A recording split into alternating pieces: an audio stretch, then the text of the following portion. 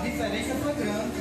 Aí você vê que era aquela multidão, aqueles discípulos, sacerdotes, todo mundo entrou na casa de Jairo. Não, tu escolheu 3. Cuidado com quem tu bota na tua casa. Cuidado com quem tu convida.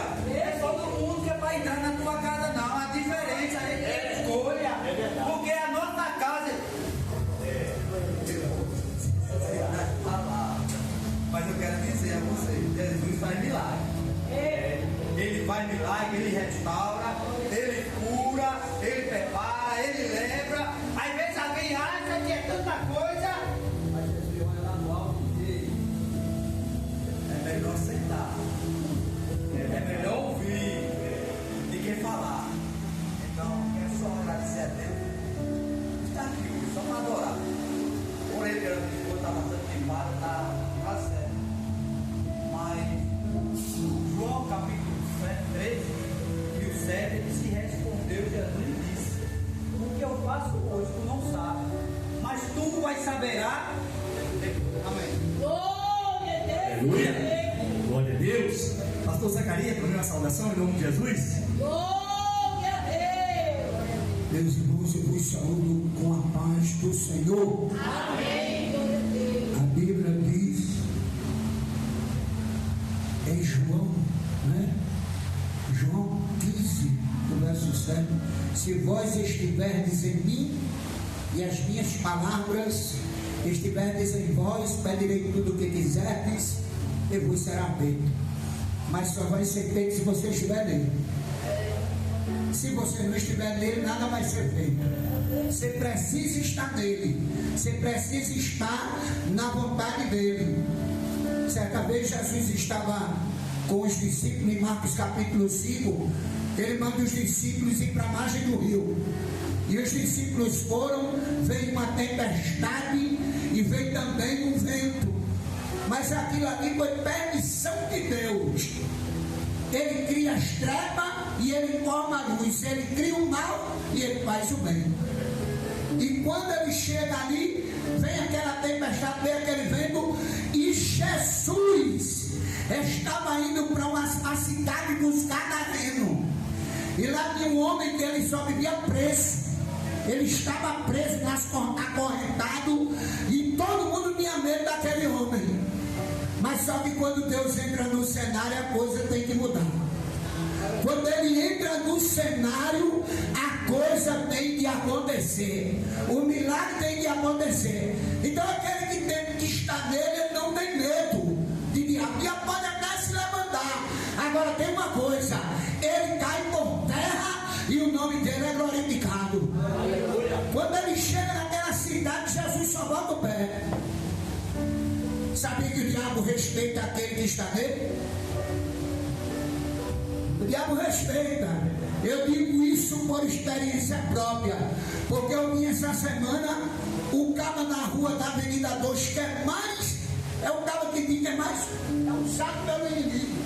Ele olhou para mim e disse assim: esse que vem aí verdadeiramente é um cristão. E aí? E você?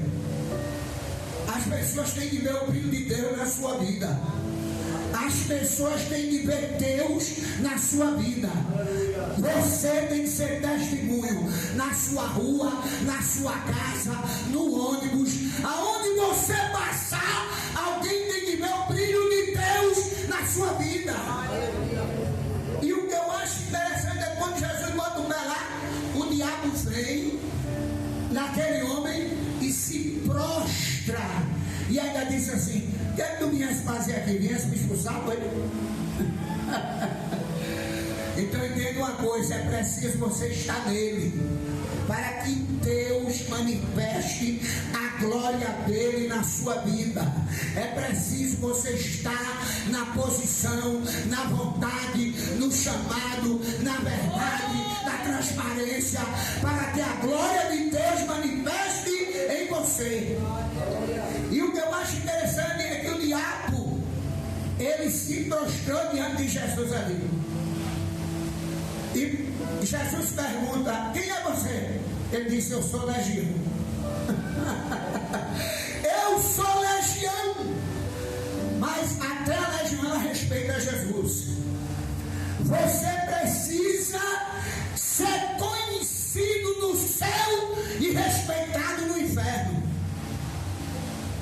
Porque tem crente que quando vê diabo ele corre, pastor. Tem crente que quando ele vê diabo ele corre. Ele parece que ele tem medo de Satanás. Satanás não tem poder. Aquele que está nele, aquele que está em Deus, o diabo tem que bater em retirada, tem que sair da tua frente. E naquela hora Jesus disse: legião, sai dele. E aquele homem foi liberto. Eu quero declarar nessa noite uma coisa aqui para você. Quem está endemoniado no meio da tua família, Deus vai libertar, viu? Você crê? Levante a mão e adore nesta noite. Ele vai libertar, ele vai transformar, ele vai fazer um novo vaso, ele vai fazer escolhido para a glória do Eterno, porque Deus conhece. Já foi parado aqui. O que eu faço agora, você não entende, mas vai entender depois. Que Deus abençoe. Aleluia, glória a Deus. Vamos ouvir a mensagem com o evangelista Alex. Amém, queridos? Em nome de Jesus. Glória a Deus. Salve a todos os presentes com a glória e a paz do Senhor Jesus. Amém? Amém. Vamos nos pôr de pé. Vamos abrir a palavra de Deus. Na segunda carta do apóstolo Paulo aos Coríntios, no capítulo 5,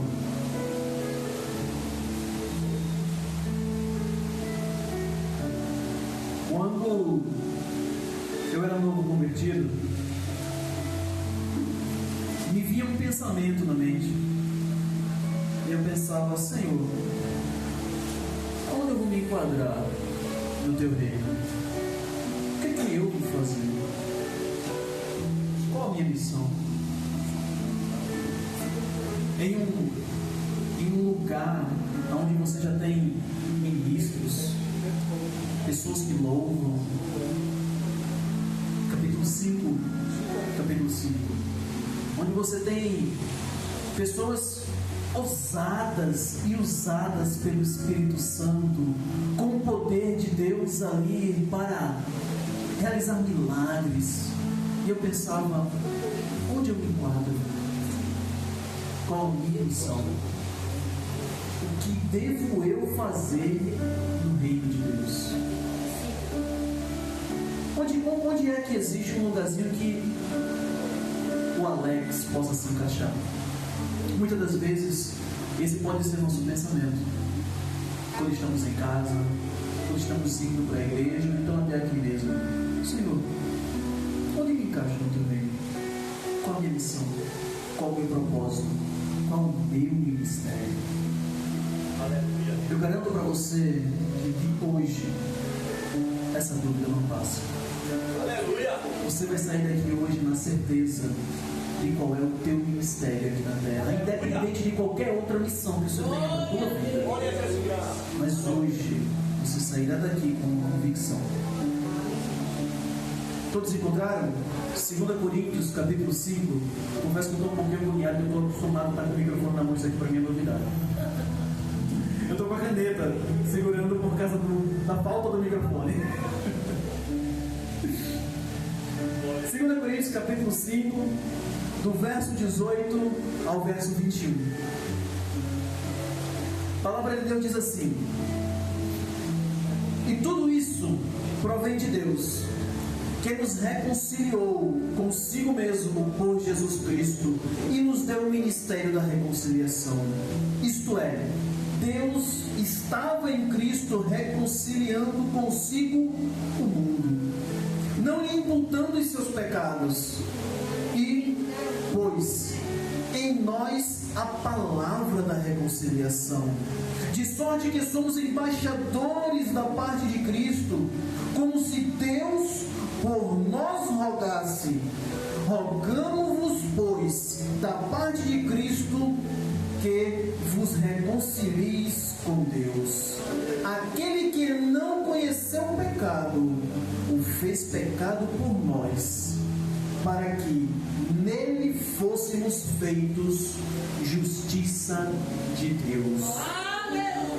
Vamos orar em nome de Jesus. Pai justo, amado, santo, aqui estamos, Senhor, mais uma vez na tua casa. Viemos, Senhor, nos colocar diante da tua presença. Primeiramente, Senhor, para te agradecer por tudo que o Senhor tem feito em nossas vidas. E, Senhor, também com o propósito de ouvir tua palavra, de ouvir a tua voz entoada nos sinos, nas mensagens aqui trazidas e também na palavra que está para ser ministrada. Que não seja jamais eu aqui, Senhor, está falando, porque as minhas palavras não têm nenhum valor para os teus filhos. Apenas a tua palavra é que nos conforta, apenas a tua palavra é que nos fortifica e que nos faz viver dia após dia. Que apenas ela seja ministrada aqui, que eu desapareça e que o Senhor apareça, que eu seja apenas um canal de bênçãos para a vida dos teus filhos, em nome de Jesus. Amém. Podem sentar-se em nome de Jesus. Glória a Deus. Aqui temos o apóstolo Paulo trazendo um conhecimento de reconciliação para a igreja de Corinto. E o plano de reconciliação ele se iniciou lá atrás, quando o homem se expôs ao pecado e pecou e se colocou destituído da graça de Deus. E o pecado trouxe um impacto muito grande na vida do ser humano. Hoje em dia, eu poderia citar 4 de grandes problemas que o pecado trouxe sobre a nossa vida. O primeiro foi espiritual, porque a única coisa que afasta o homem de Deus é o pecado. E nos distanciamos do nosso Criador. Pois quando o primeiro homem pecou, Deus o procurou e não o encontrou. E Deus questionou Adão: onde estás? Por que te escondes de mim? E estava Adão longe de Deus. E o segundo ponto que o pecado trouxe para a vida do homem foi um problema social. Hoje temos dificuldades em conviver com o nosso próximo, um com o outro, pois o ego, a prepotência, toda aquela vaidade que cresceu em nosso coração, muitas vezes nos faz querer ser maiores e melhores que o nosso próximo. O pecado enraizado como vaidade em nosso coração nos destrói. O pecado, por sua vez, não só afetou o nosso espírito, como também o nosso ser como pessoa, mas também afetou o nosso sentimento. Ele nos fez ter um problema psicológico interno. Hoje, todo ser humano vive uma briga psicológica todo santo dia. Quem aqui não tem problemas consigo mesmo, aonde você precisa lutar contra os seus próprios demônios todo santo dia? Quando você precisa enfrentar seus medos, suas convicções, e o pecado vem tentando corroer tua fé. E ali você tem uma briga psicológica com o teu próprio eu. E por último, o pecado nos fez enxergar a criação de forma deturpada. Ou a criação ela é venerada, ou ela é destruída. E deixamos o mandamento de Deus esquecido. Pois quando Deus criou Adão, Ele disse: Adão, cuida, guarda e lavra. Aleluia. Ele não mandou adorar, Ele não mandou destruir. Hoje, a natureza, chamada de mãe natureza por muitos, ou ela é adorada como divindade, ou ela é destruída por causa do nosso ego, por causa da nossa prepotência, por queremos ter e ser cada vez mais. É culpa do pecado. Tudo começou lá atrás. Mas um plano surgiu para desfazer toda essa problemática iniciada com Adão. E Deus iniciou um plano de reconciliação com o homem. Aleluia. E aqui, dentro do texto de 2 Coríntios, capítulo 5, nós vamos tratar sobre 5 verdades que o nosso Senhor nos fez pela reconciliação. Glória a O Deus. primeiro ponto que eu preciso entender é: por que preciso me reconciliar? O que fiz eu de errado para precisar me reconciliar com Deus? A palavra de Deus nos diz: todos pecaram e destituídos estão da graça de Deus. Ninguém aqui é digno de ser salvo. Nem eu, nem você, nem seu pastor. Ninguém. Todos estamos destituídos da salvação. E eis aqui a nossa necessidade. Sem uma reconciliação verdadeira e genuína, nenhum de nós tem o direito de sermos salvos. Não por nós mesmos. E lá atrás, Deus iniciou um plano de regeneração, de restituição, de reconciliação. A palavra de Deus aqui, na carta aos Romanos, ele nos apresenta a segunda verdade. Quem foi o autor desse plano?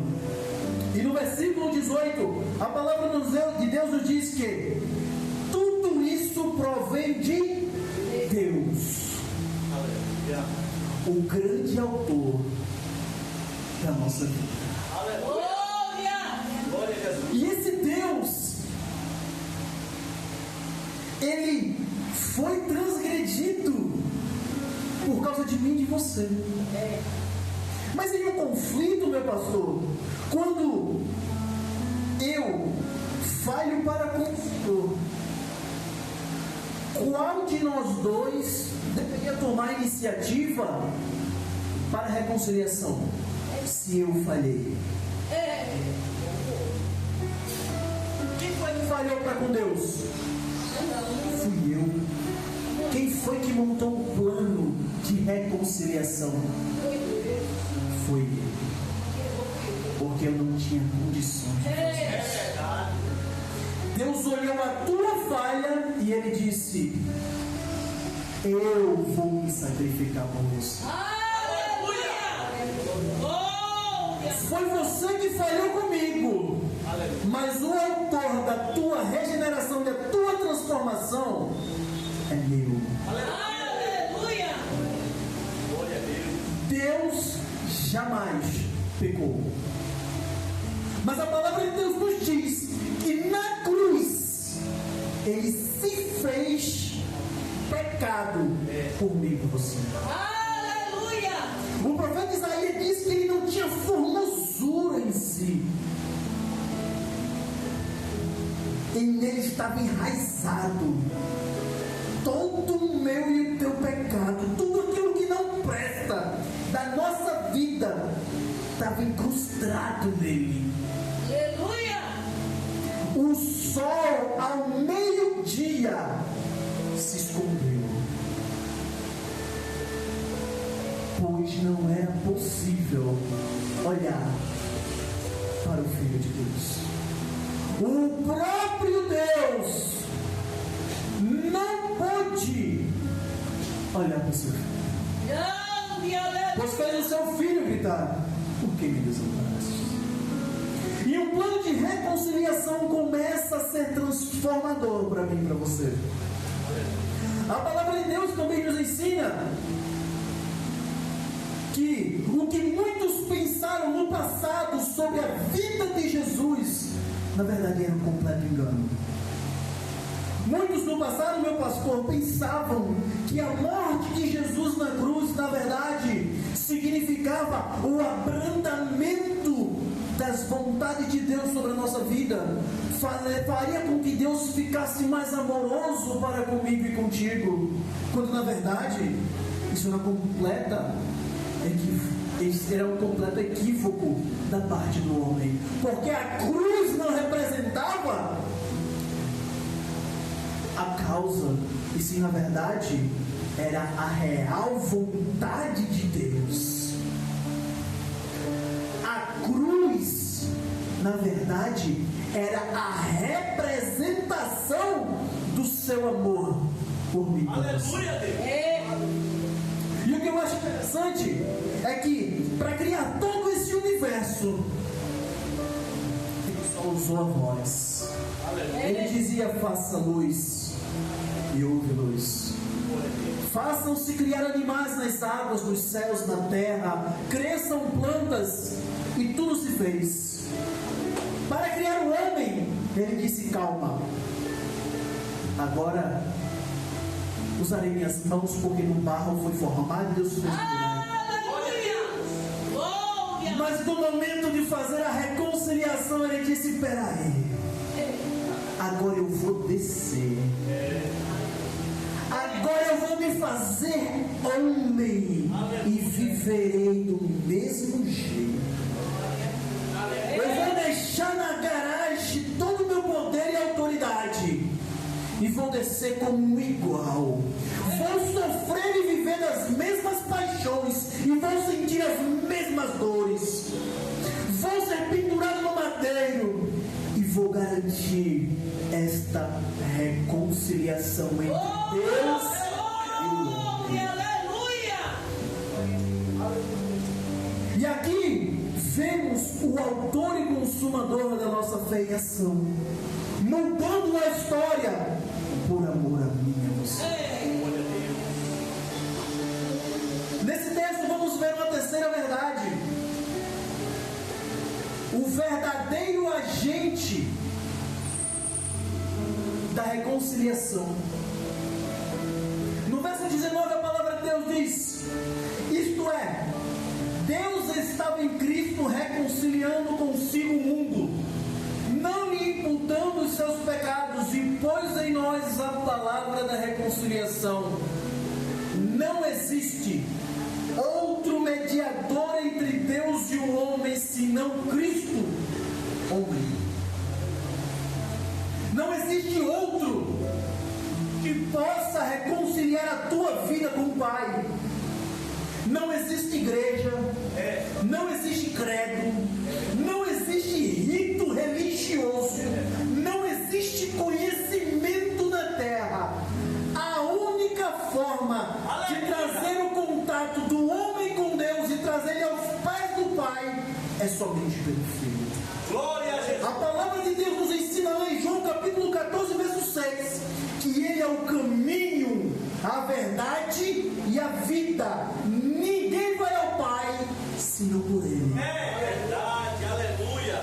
Que me perdoem aqueles que professam outra religião, mas não existe outro caminho, não existe santo, não existe guia, apenas o Filho de Deus. Aleluia. Mediante a Bíblia eu tenho que te afirmar isso, pela autoridade que o Senhor me dá. Só existe o caminho. É verdade. Só existe Cristo na nossa vida para nos levar a Deus. Porque pecamos e fomos destituídos da graça. Cristo é o único que pode nos levar ao Pai.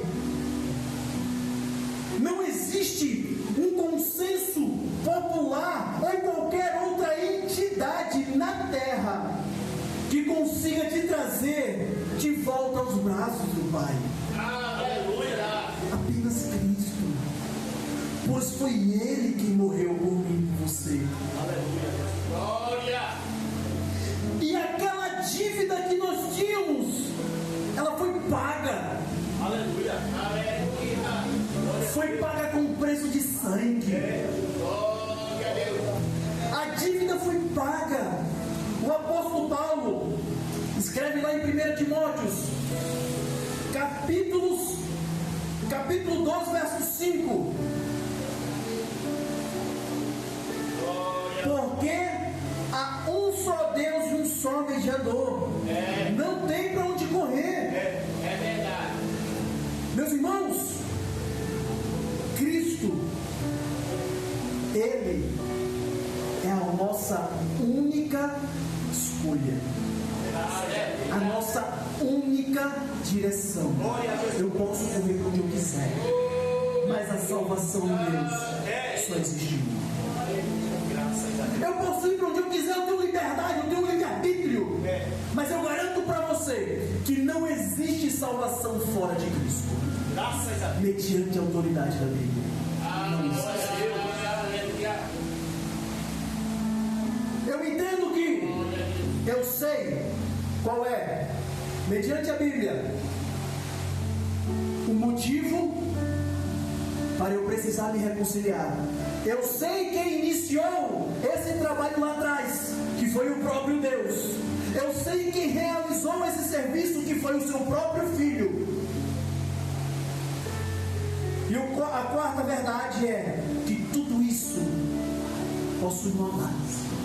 Aleluia. Possui uma base histórica bem fundamentada. Verso 19 e verso 21. Vou reler o 19 que diz: isto é, Deus em Cristo reconciliando consigo o mundo, não lhe imputando os seus pecados, e pôs em nós a palavra da reconciliação, porque aquele que não conheceu o pecado, fez pecado por nós, para que nele fôssemos feitos justiça de Deus.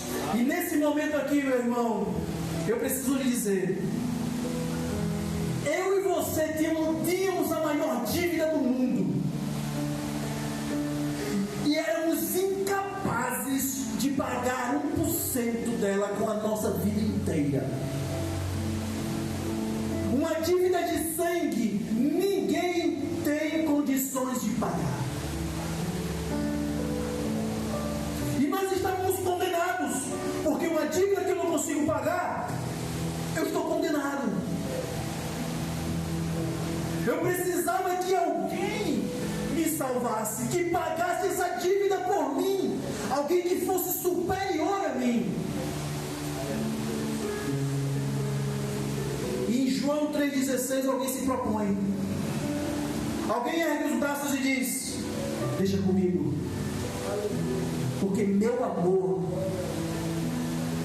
vai resgatar essas vidas. Aleluia. Porque Deus amou o mundo de tal maneira que deu o seu Filho, para que todo aquele que nele crê não pereça, mas tenha vida eterna. Alguém se voluntariou, alguém levantou a mão e disse: deixa que eu faço, deixa que essa dívida eu pago, este problema eu resolvo, porque não tem mais ninguém. Mas a Bíblia diz que não lhe foi imputado os seus pecados. Mas espera aí, a dívida é minha e eu não tenho culpa dela. Deixa eu trocar em miúdos. A palavra imputado quer dizer creditado em conta.